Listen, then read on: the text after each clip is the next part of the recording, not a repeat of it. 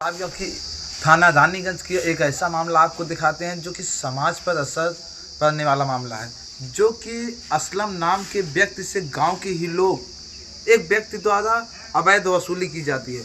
असलम का बिजनेस है ट्रांसपोर्ट, वह उनके पास ट्रक है जिससे वो अपना परिवार का पालन पोषण करते हैं। उसी ट्रक चलवा कर उनसे गांव के ही एक व्यक्ति द्वारा अवैध वसूली की जाती है और अवैध वसूली न देने पर, हफ्ता न देने पर उनको जान से मारने की धमकी दी जाती है। उनके ऊपर फर्जी मुकदमा करने का प्रयास भी किया जाता है। आइए सुनाते हैं पीड़ित की जुबानी हकीकत लेकर। क्या है सत्यता, क्या है पूरा मामला, थोड़ा आप इसको विस्तार से आप बताइए। भैया मेरा नाम असलम है, मैं नरसिंहगढ़ का मूल निवासी हूँ। मेरा थाना रानीगंज पड़ता है। मेरे ही गांव के मोहम्मद शरीफ सनाफ नूर ये दबंग किस्म के व्यक्ति हैं। इनके ऊपर हत्या 307, 308 कईयों धाराओं में इनके ऊपर मुकदमा पंजीकृत है। इन्होंने मुझे आए दिन, मतलब मेरे गांव के थे, आए दिन इन्होंने मुझसे पैसा मांगते थे। तो एक दो बार हम इनको दे दिए कि भाई चलिए ठीक है, चाचा हैं, मतलब गांव से लगते हैं, ठीक है, इनको दे दिए। एक दो बार जब इनको हम पैसा दे दिए, मुझे बार बार जहां मिले लाओ खर्चा पानी दो, लाओ खर्चा पानी दो। तो हमने इनसे कहा कि अभी मैं बहुत परेशान हूँ, मेरे पास एक गाड़ी है, ट्रांसपोर्ट का मेरा काम है। तो मैंने इनसे कहा कि मैं अभी बहुत परेशान हूँ, मैं आपको पैसा नहीं दे सकता हूँ। 9 तारीख को सुबह तकरीबन मान के चलिए 9-10 के बीच में इनकी गाड़ी स्कॉर्पियो बिना नंबर प्लेट आगे, इनका एक कोई रिलेशन का है, वो गाड़ी चला रहा था, ये बैठे हुए थे। इन्होंने मुझे रोका और कहा क्या हुआ, पैसा नहीं दोगे तुम? तो हमने कहा कि मुझे कुछ समय दे दीजिए, मेरे पास अभी है नहीं, जब आएगा तो मैं तुम्हें पैसा दे दूंगा। इन्होंने मुझे अद्भुत गाली दी, मेरी माँ बहन की। इन्होंने मुझे कहा ठीक है बेटा तुम रहो, मैं तुम्हारी दैया मैया एक कर दूंगा, अभी तुम मुझे जानते नहीं हो। मैंने कहा ठीक है। उसके बाद मुझे जो है मेरी गाड़ी गई खाली होने, मेरी गाड़ी जो है खाली होके जब मुझे सूचना मिली कि आपकी गाड़ी रुक गई, वहाँ हमने गए। इनको हमने उस दिन 27 मान के चलिए 14 से 15 बार मैंने इनको कॉल किया, क्योंकि मेरे गांव के थे तो इनका नंबर मेरे पास था। मेरी इनसे बात नहीं हो पाई, फोन इन्होंने मेरा नहीं उठाया। दूसरे के माध्यम से मेरी इनसे बात हुई। मैंने इनसे कहा मेरी गाड़ी ऐसे ऐसे रुकवा दिए, बताइए हम मर जाएंगे, गरीब आदमी है। इन्होंने मुझे कहा कि तुम रह जाओ, अभी नहीं मरे हो, अभी और मरोगे तुम।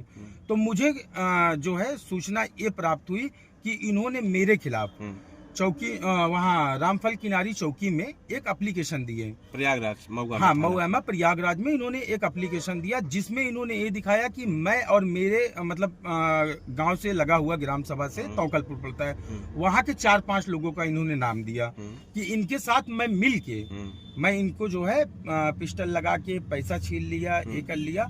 उसके बाद मैंने जो है मुझे ऐसा पता चला कि भैया तुम्हारे खिलाफ एप्लीकेशन लिखा गया, ये लिखा गया है। मैं आज तक कभी इस मामले में पड़ा नहीं था। उसके बाद मैंने इनसे दूसरे के माध्यम से फिर बात करने की कोशिश किया, लेकिन उन्होंने मुझे कहा कि मैं तुम्हें मार डालूंगा मादरचोद, तुम रहो।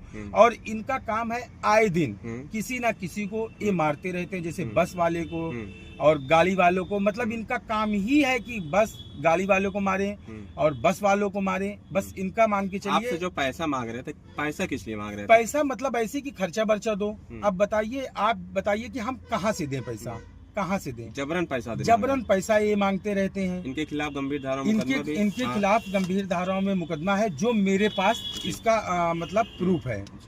और 14 मुकदमा है। और ये अभी हाल फिलहाल में एक मतलब बस वालों को इन्होंने मारा है, मैं वो भी दिखा सकता हूँ। मेरे पास वो भी FIR कॉपी है। और जितने भी इनके खिलाफ मुकदमाएं लिखे गए हैं सिविल लाइन में, आधे से ज्यादा आप पता करेंगे तो इसमें इन्होंने गाड़ी वालों को ही मारा होगा।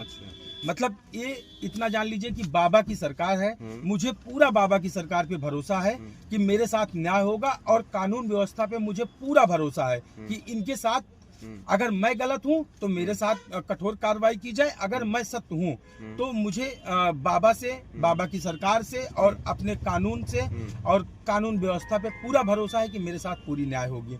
बताइए, मुझे फर्जी मुकदमे में फंसाया जा रहा है, जबकि ये घटना दिखा रहे हैं। उस समय मैं अपने घर पे था, और मेरा जो भी कुछ हो, जैसे कानूनी कार्रवाई होती है वैसे कर लें। अगर मैं दोषी हूं तो मुझे सजा दी जाए, अगर मैं निर्दोष हूं तो इनके खिलाफ कठोर कार्रवाई की जाए। ये आए दिन किसी ना किसी को परेशान करते हैं, मारते हैं, पीटते हैं।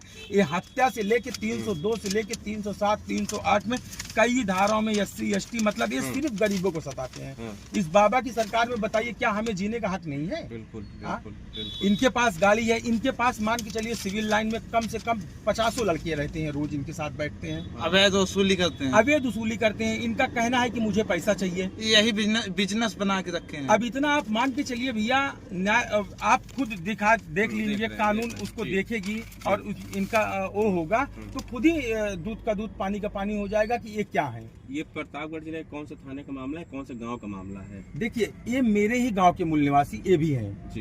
ये मतलब थाना कौन सा? थाना रानीगंज पड़ता है जी। गांव का नाम? गांव का नाम नरसिंहगढ़ पड़ता है जी। मुझे मतलब परसों, कल से या परसों से मान के चलिए मुझे ये पता चला कि मेरे खिलाफ ऐसे कार्रवाई की जाए, मतलब एप्लीकेशन इन्होंने दिया है। आपको वायरल करवा रहे हैं, इसका एक पोस्ट इन्होंने मेरी एक फोटो लगाया फेक आईडी से जी। मतलब मेरे ही घर का लड़के की उसकी फोटो लगाई है जी। वो भी तो आप मतलब जो है चेक कराया जा सकता है कि किसके आईडी से है, क्या है।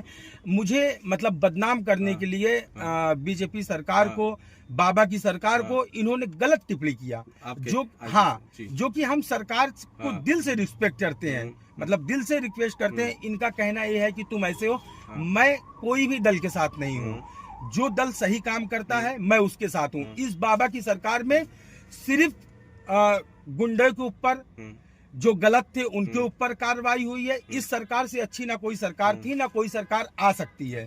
अब बताइए इतनी अच्छी सरकार के खिलाफ हम गलत टिप्पणी कर सकते हैं? अगर हम गलत टिप्पणी किए हैं उसका भी जांच हो। अगर मैं दोषी हूं तो सरकार के खिलाफ मैं टिप्पणी किया हूं तो उसे मुझे सजा मिली जाए, या कि अगर मैं नहीं किया हूं तो ये शरीफ को सजा दी जाए।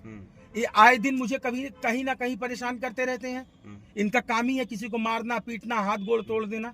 अभी एक बस वाले ड्राइवर कंडक्टर को बहुत मारे, वो भी इनके खिलाफ मुकदमा लिखा गया है, वो भी मेरे पास कॉपी है, आप देख सकते हैं मीडिया बंधु के द्वारा से कि आप देखिए, देख लीजिए आप। मैं अभी कहीं एप्लीकेशन नहीं दिया हूं, मैं डरा सहमा था। मुझे काफी लोगों ने बताया कि पहले आप न्यूज पे चलवा दीजिए, तब आप घर से बाहर निकलेंगे तो ये आपको नहीं मार सकते हैं। इसीलिए मैं पहले न्यूज के द्वारा, पत्रकार के द्वारा मैं अपनी बात रखना चाहता हूं। उसके बाद मैं प्रशासन के पास जाऊंगा, अपनी जो भी सच्चाई है मैं उन्हें बताऊंगा।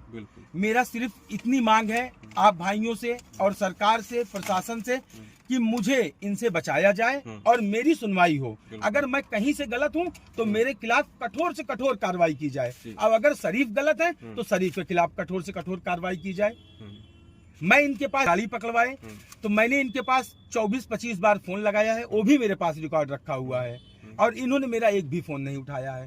दूसरे के माध्यम से जब मैं बात किया हूँ वो भी मैं टाइम बता सकता हूँ, डेट बता सकता हूँ, कॉल डिटेल इनकी निकलवाई जा सकती है शरीफ की, और जिससे मेरी बात हुई है उसमें आपको दूध का दूध पानी का पानी हो जाएगा।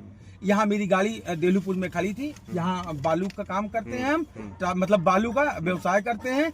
मेरे गाड़ी में रवन्ना रहता है, सब कुछ रहता है, सब एक नंबर का काम करते हैं। ना हम गलत खनन करते हैं, ना कि मतलब कोई भी गलत काम करते हैं। ये मेरा पूरा जांच की जाए, और मुझे सरकार से और बाबा की सरकार से मैं ये गुहार लगाता हूँ कि मेरे साथ न्याय हो, मेरे साथ न्याय हो। ये मेरी हत्या करवा देंगे, मेरे परिवार की हत्या करवा देंगे। ये बहुत दबंग किस्म के व्यक्ति हैं, मेरी हत्या करवा के ही मानेंगे, या कि मेरे परिवार को किसी को भी ये मरवा सकते हैं। ये फेक आईडी बताइए, फेक आईडी बना के, मेरी फोटो लगा के, गलत वीडियो निकाल के, जो कि मेरे छोटे छोटे परिवार के बच्चे हैं जैसे लगा देते हैं सोशल मीडिया पे, वो आज के 2 साल पहले, 3 साल पहले का ये वीडियो निकाल रहे हैं, उसको गलत यूज कर रहे हैं। बताइए इसकी सारी न्याय हो। आप इनको हफ्ता नहीं देते हैं इसीलिए? सिर्फ इनको हम पैसा नहीं देते हैं बस इसीलिए, मतलब कई बार दे दिए हैं। जैसे गांव के थे हमारे तो इनको हम दे दिए थे। मतलब जैसे होता है कि मैं किसी से ले लूं, कोई मुझसे ले ले तो मैं दे दूं, तो मैं तो ये सोचता था ना कि ये मुझसे लेंगे तो देंगे, लेकिन मुझे ये बाद में पता चला कि ये रंगदारी मांग रहे हैं। क्योंकि जब मैंने इनसे देने से पैसा मना किया तो इन्होंने मुझे माँ बहन की गाली दी और कहा कि ठीक है मैं तुम्हें बताता हूँ कि तुम भोपली की रह लो, तुम जी लो। और मेरे मतलब जब इन्होंने मुझे गाली दिया था और मेरी इनसे बात हो रही थी, वहाँ के 1-2 लड़के जो थे मौजूद वो बता सकते हैं, उनकी माँ बहन भी बता सकती है कि यहाँ स्कॉर्पियो रुकी थी, क्या बात हुई थी, क्या नहीं हुई थी। बस मैं इतना गुहार लगाता हूँ कि मेरी जान माल बचाया जाए। मैं क्या करूँ, मुझे कुछ नहीं समझ में आ रहा है। आपकी जान का खतरा है? मेरी जान का खतरा है, मेरे परिवार का खतरा है। और मुझे एक गलत मुकदमे में फंसाएंगे, मेरे परिवार को गलत मुकदमे में फंसा देंगे। अब बताइए, मेरे ऊपर एक मुकदमा नहीं है, मेरे ऊपर एक मुकदमा नहीं है, और ये इनके ऊपर, जिनके ऊपर 14 मुकदमे हैं, 307 से लेके 302 से लेके SC/ST से लेके 308 से लेके, बताइए हम इनकी हत्या करेंगे, इनको हम मारेंगे, इनसे हम पैसा छीन सकते हैं? इतने रंगदार इंसान से हम पैसा छीन सकते हैं? जो कि ट्रांसपोर्ट का काम करता है, अपना घर चला रहा है, अपना परिवार जिला रहा है, इनको हम मार सकते हैं? आप भी देख सकते हैं कि इनके ऊपर इतने मुकदमे हैं। आप सरकार से और जिले के आला अधिकारी से क्या चाहते हैं? मैं यही चाहता हूं कि मेरे साथ न्याय हो। अगर मैं दोषी हूं तो मुझे कठोर से कठोर सजा दी जाए, और अगर ये दोषी हैं तो इनको कठोर से कठोर सजा दी जाए, और इनके ऊपर इतने मुकदमे हैं ये देख ली जाए। गैंगस्टर तक का इनके ऊपर मुकदमा है, हिस्ट्री शीटर तक है, और मुझे कह रहे हैं कि मैं इनके साथ गलत कर रहा हूँ। मुझे नाजायज फंसाया जा रहा है भैया।